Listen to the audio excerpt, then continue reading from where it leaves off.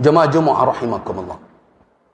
Di antara keputusan yang diambil oleh para ulama se-Indonesia dalam ijtima' di Padang Panjang, bahwa memilih pemimpin, mengadakan suatu kepemimpinan di tengah masyarakat bukanlah suatu hal yang sunnah, tetapi wajib hukum. Tidak boleh suatu komunitas, apalagi bangsa yang besar ini, tanpa seorang pemimpin. Bahkan Nabi SAW memberikan petunjuk di dalam perjalanan bermusafir 3 orang saja. Nabi meminta harus ada seorang menjadi imam. In kuntum salasa fi safarin falyummakum ahadukum. Kalau kamu bertiga dalam bermusafir, jadilah seorang menjadi imam kamu. Apalagi dalam jumlah 270 juta lebih, tentu akan kacau balau. Karena itu menghadirkan kepemimpinan dan adanya seorang pemimpin itu merupakan kewajiban, bukan sunnah. Nah, bagaimana caranya? Situasi dan kondisi yang ada, bahwa negeri ini memilih satu sistem, terlepas setuju atau tidak setuju dengan konsepnya masing-masing. Tapi itulah yang disepakati saat ini untuk melahirkan seorang pemimpin. Kalau kita biarkan ini terjadi dengan alasan ini tidak sesuai dengan konsep kita berbagai macam, maka lahirlah pemimpin yang sama sekali mungkin berjarak jauh dengan nilai-nilai syariat.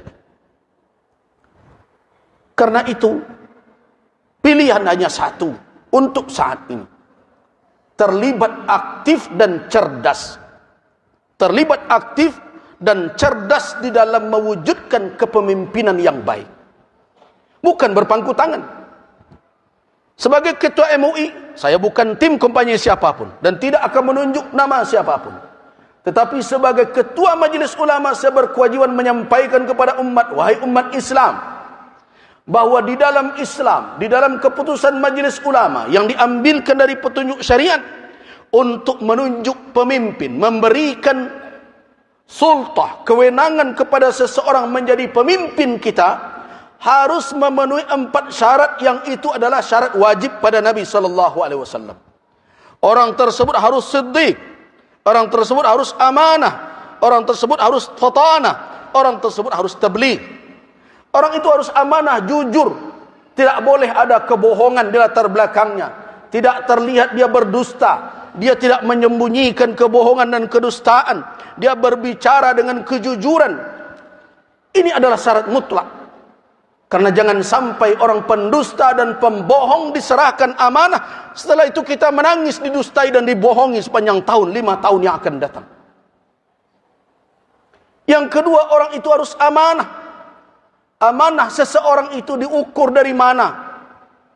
Yang pertama tentu dari komitmennya kepada Rabbul Alamin, ketakwaannya, ketakutannya kepada Allah. Karena kalau amanah itu hanya diukur dengan pengawasan manusia, dengan pengawasan si fulan, dengan orang-orang yang akan menyalahkannya, orang-orang tersebut bisa saja ditipu berjamaah oleh dia. Karena itu pertama sekali dalam mengukur amanah seseorang, bagaimana tingkat komitmennya beragama, ketakwaannya, ketakutannya kepada Allah, salatnya bukan hanya di depan kamera, tanya orang sekitarnya, cari tahu siapa dia. Kalau salatnya tidak benar, bagaimana amanah akan ditumpangkan? Kalau Rabbul Alamin saja, Allah Subhanahu wa taala saja tidak ditakutinya, yang menjadi beban ditanggungjawab di dalam di atas pundaknya, bagaimana dengan amanah manusia? Yang kedua, lihat perjalanan hidupnya selama ini. Apakah janjinya bisa dia buktikan atau tidak? Kalau tidak, jangan berkeras juga karena baju saya ini, karena kelompok saya ini, saya mesti begini juga. Hati-hati wahai ibadallah. Setiap kita memberikan kewenangan dan amanah, wala itu tidak selesai hanya dengan keluar di tempat pemilihan itu, tapi akan dipertanggungjawabkan kelak sampai di hari kiamat di hadapan Allah Subhanahu wa taala. Hati-hati. Itu kewajiban din, kewajiban agama memberikan kewenangan itu.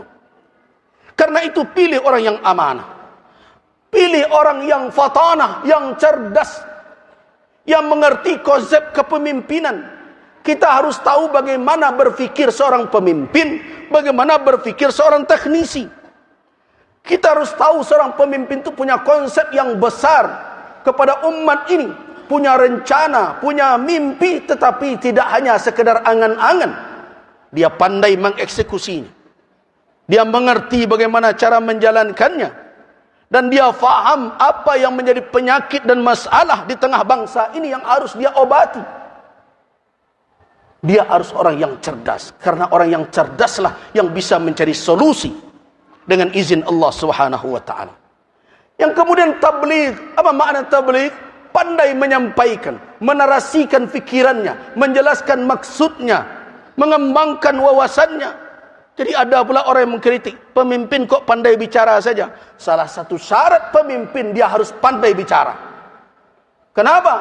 Karena konsepnya, pemikirannya, wawasannya tidak akan diketahui oleh orang di sekelilingnya, oleh umat kalau dia tidak pandai menarasikan, menyampaikan kepada orang lain. Dan dia harus jujur menjelaskan yang sebenarnya. Itu tabligh. Apa makna tabligh? Orang itu transparan, orang itu punya kemampuan dan kemauan dengan lurus menyampaikan apa yang ada yang menjadi tanggung jawab dan tugas. 4 sifat itu wajib. Nah, kalau ada orang yang seperti itu, di dalam fatwa Majelis Ulama tersebut, wajib memilih orang yang seperti itu. Dan memilih yang selain itu haram hukumnya di dalam Islam. Begitu keputusan. Nah, hari ini saya sampaikan, Allah Subhanahu wa ta'ala menjadi saksi dalam khutbah ini. Allahumma fashhad, ya Allah saksikanlah, saya telah sampaikan kepada umat di negeri ini, kita akan dipertemukan oleh Allah Subhanahu wa ta'ala. Saya lepaskan tanggung jawab saya hari ini, saya telah ingatkan umat khusus di Masjid Muhsinin ini, kalau ada orang yang memenuhi atau mendekati standar yang itu, maka wajib memilihnya dan memilih yang lain. Padahal ada orang yang memenuhi kriteria tadi, haram hukumnya. Itu keputusan ijtima' Komisi Fatwa Majelis Ulama se-Indonesia di Padang Panjang tahun 2009. Innallaha wa malaikatahu yusholluna 'alan nabi. Ya ayyuhalladzina amanu shallu 'alaihi wa sallimu taslima. Allahumma shalli 'ala Muhammad wa 'ala ali Muhammad kama shallaita 'ala Ibrahim wa 'ala ali Ibrahim innaka Hamidum Majid. Allahumma barik 'ala Muhammad wa 'ala ali Muhammad kama barakta 'ala Ibrahim wa 'ala ali Ibrahim innaka Hamidum Majid.